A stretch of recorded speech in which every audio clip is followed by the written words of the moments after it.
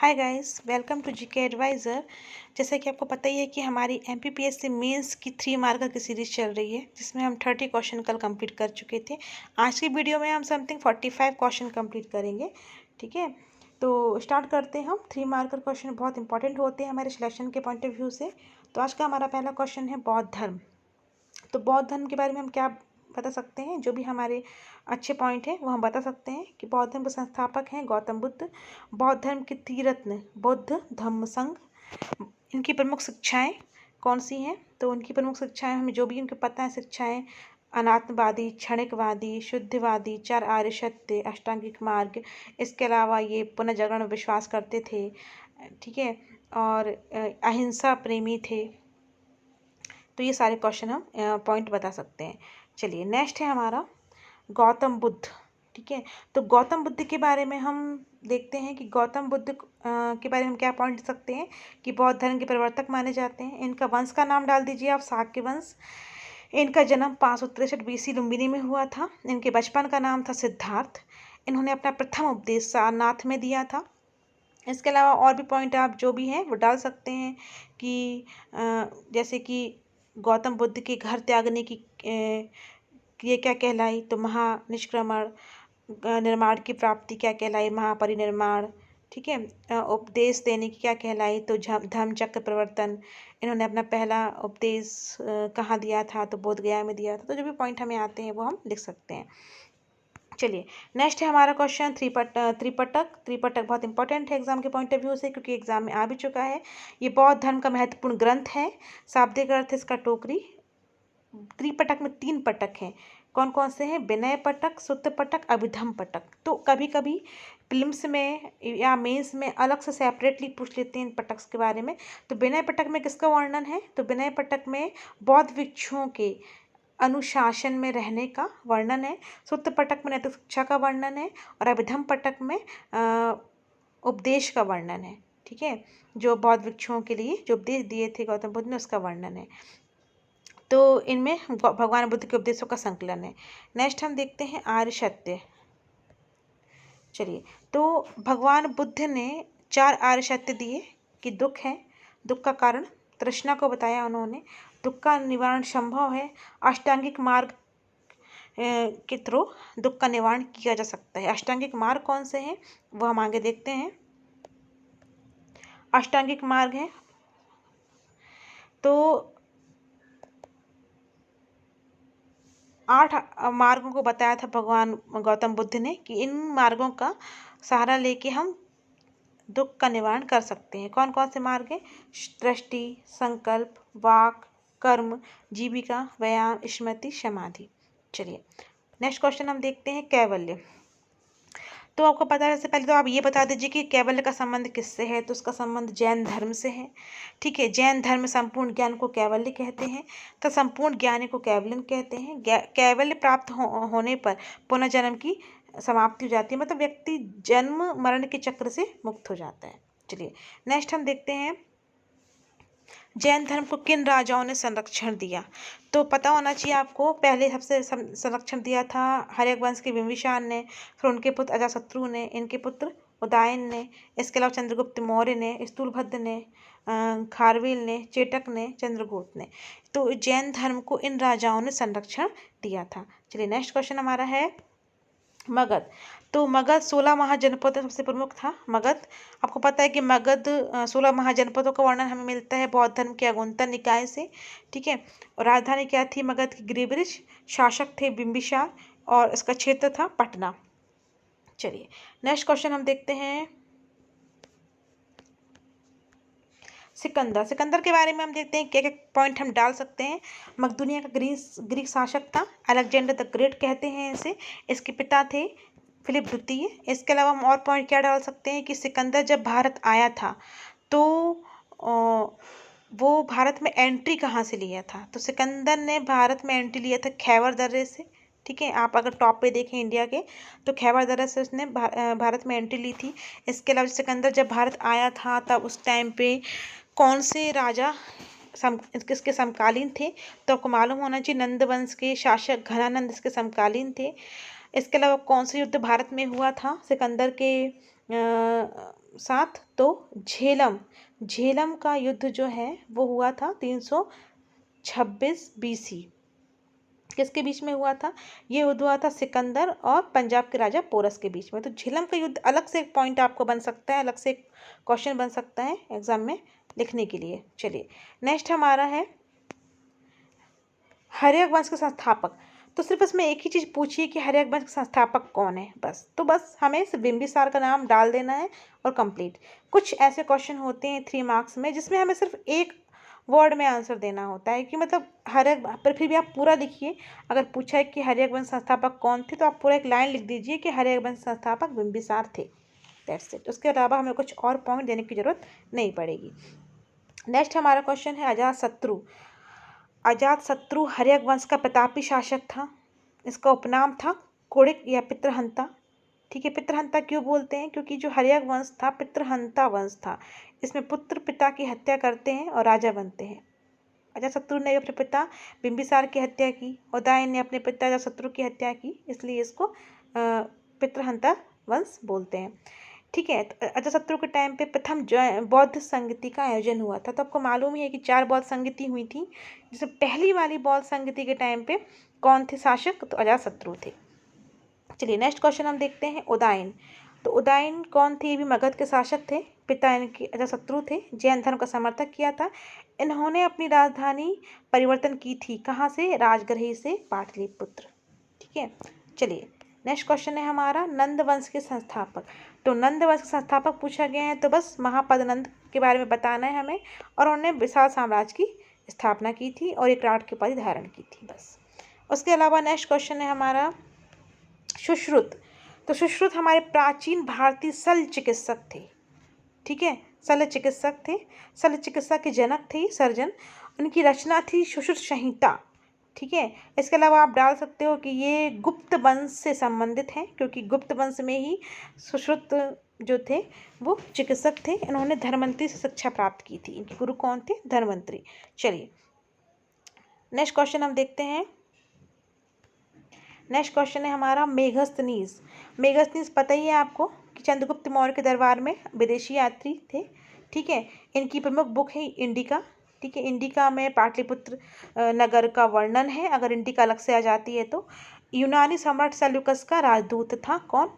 मेघस्तनीज। चलिए next question हम देखते हैं चंद्रगुप्त मौर्य। चंद्रगुप्त मौर्य जो थे वो मौर्य वंश के संस्थापक हैं। इन्होंने प्रथम अखिल भारतीय साम्राज्य की स्थापना की थी। ठीक है, इनकी राजधानी थी पाटलिपुत्र। उपनाम इनका सेंड्रोकोटस। प्रधानमंत्री इनके चाणक्य थे। ठीक है, तो इतने क्वेश्चन जो हैं वो आप लिख सकते हैं, इतने पॉइंट आप डाल सकते हैं चंद्रगुप्त मौर्य के बारे में। चलिए नेक्स्ट है आपके बिंदुसार। तो पता ही है आपको कि बिंदुसार जो है वो चंद्रगुप्त मौर्य के पुत्र हैं, मौर्य वंश के द्वितीय शासक। इनकी राजधानी थी पाटलिपुत्र। अजीवक संप्रदाय के अनुयायी थे। इनका उपनाम है भिद्रसार बिंदुपाल। ठीक है, चलिए उसके बाद हम एक चीज़ और डाल सकते हैं इसमें मैं बिंदुसार वाले पॉइंट में कि इन्होंने अरब सागर और बंगाल की खाड़ी, 2 समुद्रों का विजेता इनको कहा जाता है। ठीक है, और एक चीज़ और डाल सकते हैं कि इनके दरबार में कौन आया था? डाइकेमस इनके दरबार में आया था। चलिए नेक्स्ट हम देखते हैं अशोक। अशोक बिंदुसार का पुत्र था, तृतीय शासक मौर्य वंश का। ठीक है, इनके उसका उपनाम क्या था? प्रियदर्शी, अशोक वर्धन। ठीक है, इसके अलावा कलिंग पर आक्रमण 261 BC में किया था। ठीक है, बौद्ध धर्म के अनुयायी थे। इन्होंने विभिन्न शिलालेख, स्तंभलेख, गुहालेख का निर्माण कराया। तो इतने पॉइंट आप अशोक के बारे में डाल सकते हैं। नेक्स्ट है हमारा चाणक्य। चाणक्य बचपन का नाम है विष्णुगुप्त। क्या है? विष्णुगुप्त है चाणक्य बचपन का नाम। ठीक है, इसके अलावा इनको कौटिल्य भी कहते हैं।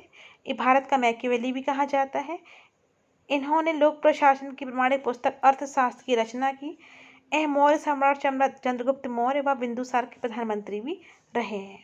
तो चाणक्य के बारे में हम इतने पॉइंट डाल सकते हैं। अर्थशास्त्र के बारे में अलग से 3 आपको 3 मार्क में तैयार करना है। अर्थशास्त्र ये भी आपको 3 मार्क्स में आ सकता है। चलिए नेक्स्ट क्वेश्चन है हमारा कलिंग युद्ध। ठीक है, कलिंग युद्ध अभी पढ़ा अपन ने, अशोक से संबंधित है। 261 बीसी में हुआ था कलिंग युद्ध।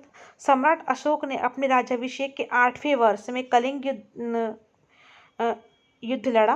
परिणाम क्या हुआ? सम्राट अशोक विजयी हुए। ठीक है। इसी युद्ध में व्यापक नरसंहार के पश्चात अशोक ने युद्ध त्याग की घोषणा की थी। तो आपको पता होना चाहिए कि कलिंग युद्ध होने के बाद अशोक का हृदय परिवर्तन हो गया था और वो इस युद्ध की में जो भी घटनाएं हुई उससे वो बहुत दुखी थे। फिर उन्होंने युद्ध नहीं करने की नीति अपनाई थी और उसके बाद उन्होंने बौद्ध धर्म अपना लिया था। युद्ध का वर्णन जो है वो 13वें शिलालेख में मिलता है। चलिए आगे हम स्टार्ट करते हैं। नेक्स्ट क्वेश्चन है हमारा बौद्ध धर्म के पतन के कारण। तो आपको मालूम होना चाहिए, आप खुद दिमाग लगाइए कि कोई भी धर्म का, किसी भी वंश का अगर पतन हो रहा है तो वो पतन क्यों हो रहा है, चाहे वो बौद्ध धर्म हो, जैन धर्म हो, मौर्य वंश हो, गुप्त वंश हो। तो कुछ कॉमन फैक्टर आप निकाल कर रख लीजिए, जैसे कि जो आने वाले उत्तराधिकारी हैं वो उतने अयोग्य मतलब योग्य नहीं है, अयोग्य हैं, निर्बल हैं। ठीक है। राष्ट्रीय चेतना का अभाव है। एक पॉइंट ये भी डाल सकते हैं कि विदेशी शक्तियों का आक्रमण होने लगा था उस टाइम पे। ठीक है। प्रशासन का अत्यधिक केंद्रीकरण होना, भ्रष्टाचार भी डाल सकते हैं आप, करों की अधिकता, प्रांतीय शासकों के अत्याचार। तो सारे पॉइंट जो हैं वो आप किसी भी वंश के पतन में आप डाल सकते हैं। कॉमन फैक्ट है, अगर आपको नहीं भी याद है तो कुछ आप डाल सकते हैं। उसके अलावा है नेक्स्ट क्वेश्चन है हमारा 52 पुष्यमित्र शुंग। तो शुंग वंश के शासक है पुष्यमित्र शुंग। ठीक है। इन्होंने शुंग वंश की स्थापना की 184 बीसी में और राजधानी है इनकी विदिशा, और उन्होंने भरुत स्तूप का पुनर्निर्माण करवाया था। ठीक है। तो पुष्यमित्र शुंग ने भरुत स्तूप का पुनर्निर्माण कराया था। तो ये इतने पॉइंट आप डाल सकते हैं पुष्यमित्र शुंग के बारे में। चलिए नेक्स्ट है हमारा मथुरा कला शैली। तो आपको पता है मथुरा कला शैली और गांधार कला शैली का संबंध कनिष्क से है। कनिष्क का नाम आप याद रख लीजिए, दोनों का संबंध कनिष्क शासनकाल में हुआ था। मथुरा कला शैली जो है वो लाल वल्पोआ पत्थर का प्रयोग हुआ इसमें। ठीक है। और इन्होंने हिंदू, जैन, बौद्ध धर्मों से संबंधित मूर्तियों का निर्माण कराया। नेक्स्ट शैली है गांधार कला शैली। तो जैसे हमने पढ़ा मथुरा कला शैली, वैसे गांधार कला शैली इंडो ग्रीक शैली भी कहते हैं। इस शैली का केंद्र बिंदु गांधार था। इसमें बुद्ध, बोधिसत्वों की मूर्तियां काले स्लेटी पत्थरों से बनाई गई थी। कनिष्क ने इस शैली को संरक्षण दिया। तो हमें अंतर पता होना चाहिए, मथुरा और गांधार कला शैली में वहाँ बलुआ पत्थर का यूज़ हुआ था, यहाँ काले स्लेटी पत्थरों का प्रयोग हुआ है। ठीक है। चलिए नेक्स्ट हमारा क्वेश्चन है फाहियान। पहले हम बता दें, कोई भी अगर पर्सनैलिटी, व्यक्तित्व के बारे में पूछते हैं, ठीक है, तो हमें सबसे पहले पॉइंट क्या डालना है 3 मार्क्स में कि वो कौन है। ठीक है। और अगर किसी स्थान के बारे में पूछते हैं सबसे पहले हमें क्या डालना है कि उस स्थान का संबंध किससे है, वो स्थान कहाँ है। ठीक है। तो फाहियान चीनी यात्री चंद्रगुप्त द्वितीय के दरबार में था। ठीक है। और सबसे अच्छा पॉइंट इनका ये है कि इन्होंने मालवा की जलवायु को सर्वश्रेष्ठ जलवायु बताया, और ये बताया फाहियान ने कि मध्य प्रदेश की जनता सुखी व समृद्ध है। ठीक है। चलिए नेक्स्ट हम देखते हैं स्कंदगुप्त। स्कंदगुप्त गुप्त वंश के अंतिम शासक थे स्कंदगुप्त। ठीक है। इन्होंने हुणों के आक्रमण से भारत को बचाया। उस टाइम पे हुणों का आक्रमण बहुत होता था। सुदर्शन झील का पुनर्निर्माण करवाया किसने? स्कंदगुप्त ने। चलिए नेक्स्ट हमारा क्वेश्चन है हर्षवर्धन। तो हर्षवर्धन का संबंध किस वंश से है? पुष्यभूति वंश के सर्वाधिक प्रतापी राजा थे पुष्यभूति वंश के। इनकी राजधानी क्या थी? कन्नौज। कन्नौज। इनकी रचना याद कर लीजिए आप, नागानंद, रत्नावली, प्रियदर्शिका जैसी साहित्यिक रचनाओं की रचना की, संस्कृत साहित्य की रचना की। दरबारी कवि कौन थे इनके? बाणभट्ट। इन्हीं के समय चीनी यात्री विद्वान हेनसांग भारत आए थे। ठीक है। तो इतने पॉइंट आप हर्षवर्धन के बारे में हमें पढ़ने हैं। चलिए नेक्स्ट है हेनसांग ही है नेक्स्ट। तो हर्षवर्धन के शासन काल में चीनी यात्री थे कौन? हेनसांग। ठीक है। इसके बारे में और भी पॉइंट हमें पता होने चाहिए कि ये इनकी रचना थी सीयू की। इसके अलावा इनको यात्रियों का राजकुमार भी बोला जाता है, हर्षवर्धन हेनसांग को। ठीक है। हर्षवर्धन के दरबार में आए थे हेनसांग, चीनी यात्री। इनकी रचना थी सीयू की। ये 15 वर्षों तक भारत में रहे थे। ठीक है। इनकी रचना में हर्षकालीन समाज, धर्म, राजनीति का वर्णन मिलता है। चलिए नेक्स्ट है हमारा क्वेश्चन अलबरूनी। मध्य एशिया के विद्वान थे अलबरूनी। ठीक है। और यह महमूद गजनबी के साथ भारत आए थे। इनकी प्रमुख रचना थी किताबुल हिंद। तो अलबरूनी कई बार आ चुका है, ठीक है, 3 मार्क्स में आता ही रहता है, इसको अच्छे से तैयार कर लीजिए आप। चलिए नेक्स्ट हम देखते हैं चंद्रगुप्त द्वितीय। तो गुप्त वंश के प्रतापी शासक थे चंद्रगुप्त द्वितीय। इनकी उपाधियां थी विक्रमांक, विक्रमादित्य, पद्म भागवत। ठीक है, ये उपाधियां किसकी हैं? चंद्रगुप्त द्वितीय की।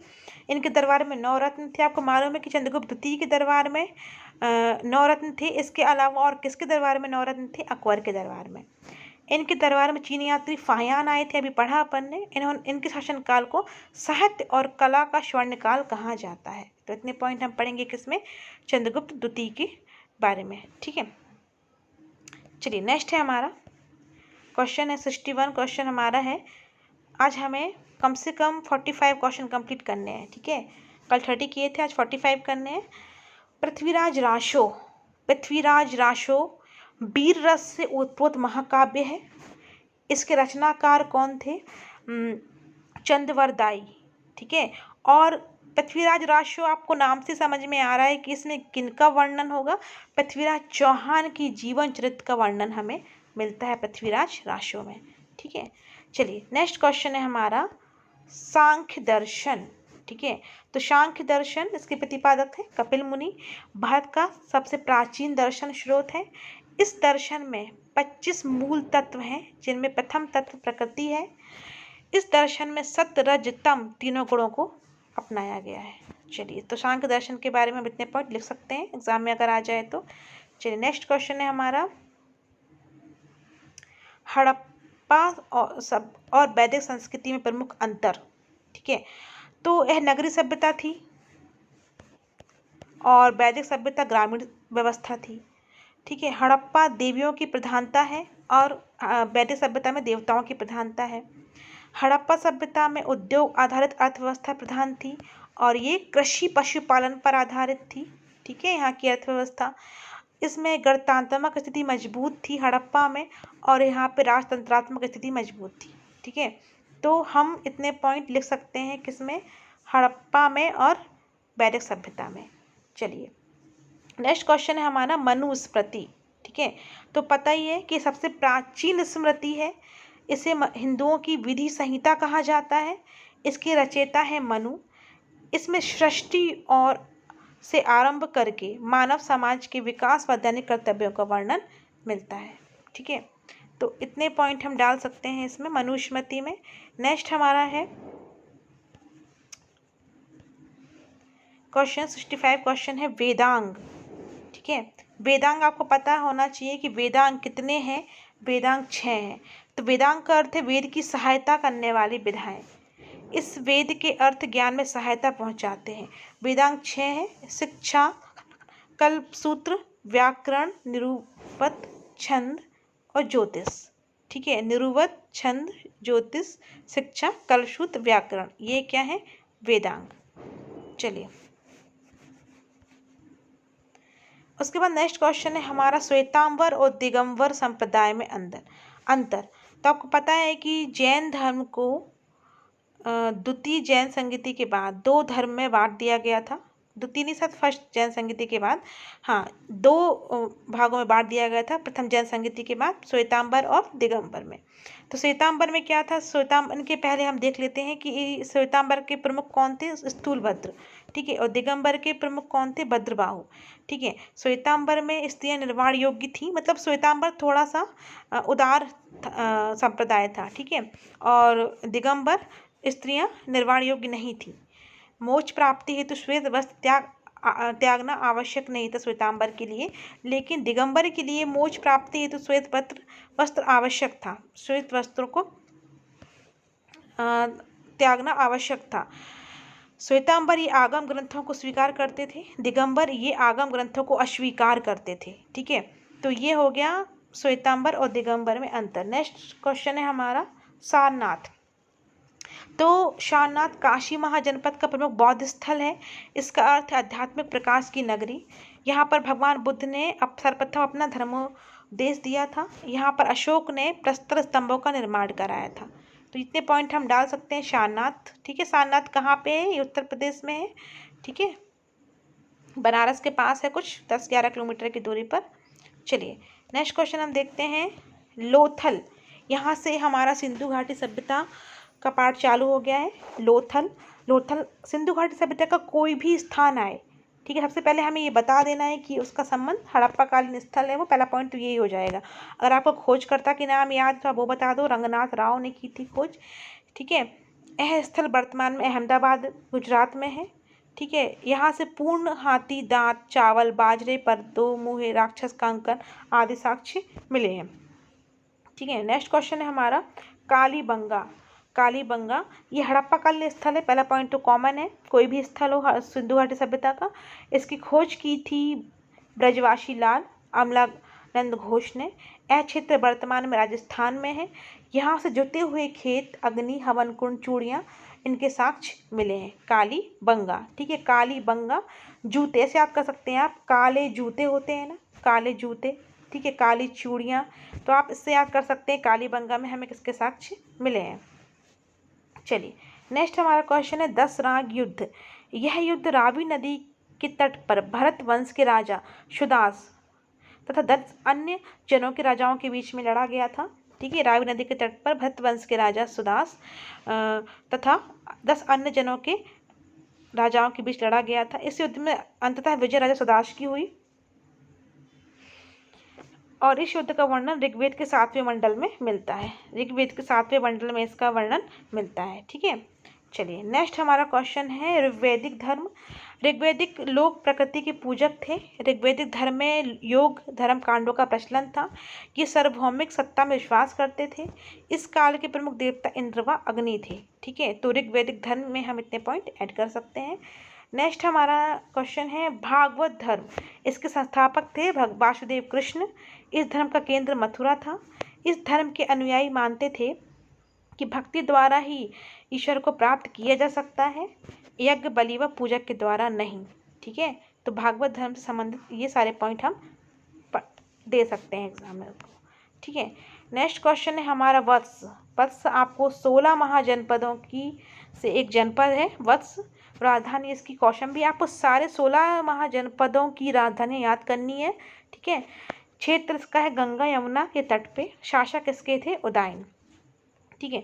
नेक्स्ट है बौद्धकालीन प्रमुख गणराज्य। कपिलवस्तु के शाक्य। बुद्धकालीन प्रमुख गणराज्य में आप क्या पॉइंट लिख सकते हो? कपिलवस्तु के शाक्य, रामगांव के कोली, पावा के मल्ल, वैशाली के लिच्छवी और मिथिला के विदेह। तो बुद्ध काल के समय इतने गणराज्य थे जिनकी व्यवस्था की गई थी। चलिए नेक्स्ट क्वेश्चन है हमारा घनानंद। पढ़ भी चुके हैं हम पहले। ये नंद वंश के अंतिम सम्राट थे। इन्हीं के समय सिकंदर भारत आया था, ठीक है। घनानंद जैन मत के अनुयायी थे। घनानंद की हत्या कर चंद्रगुप्त मौर्य ने मौर्य वंश की स्थापना की थी, ठीक है। तो चाणक्य के साथ मिलकर चंद्रगुप्त मौर्य ने घनानंद को हराया था पहले और फिर मौर्य वंश की स्थापना की थी। तो गाइस हमारे आज 75 क्वेश्चन तक कंप्लीट हो गए। कल हमने 30 क्वेश्चन कंप्लीट किए थे 3 मार्क का सीरीज में, आज 45 क्वेश्चन कंप्लीट किए हैं, ठीक है। बाकी के 45 क्वेश्चन समथिंग हम पार्ट 3 लेके आएंगे कल, उसमें कंप्लीट करेंगे, ठीक है। तो आप हमारे चैनल को लाइक करिए, शेयर करिए, सब्सक्राइब करिए और कमेंट करिए कि आपको ये वीडियो कैसा लगा। Thank you.